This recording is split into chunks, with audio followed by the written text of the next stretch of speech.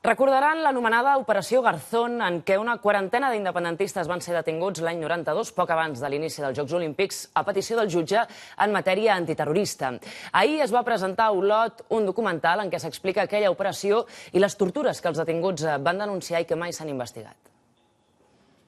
En Ramon el van detenir l'1 de juliol del 92.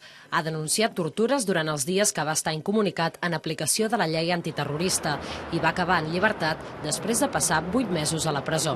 Podia asfíxia amb bossa de plàstic, mullant-me el cos i posant-me elèctrodes en el cos. Tota mena de tractes inhumans. L'Antoni estava dinant en un restaurant de València quan se'l va endur la policia i va quedar lliure després de declarar. Juntament amb ells hi va haver una quarantena de detencions.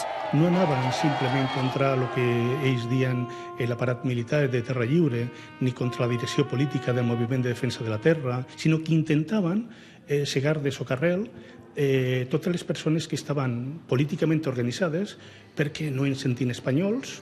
Ara un documental produït per Llibertat.cat narra aquella història i posa en entredit la figura del jutge Garzón.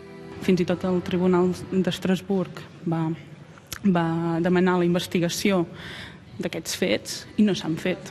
El fet de rentar-se una mica la cara, assumeixi casos com el de les víctimes del franquisme, la resta de gent també no vegi que hi ha un acte aquí d'hipocresia. L'estrena del documental es va convertir en un homenatge a aquells independentistes que 20 anys després asseguren que segueixen la mateixa lluita.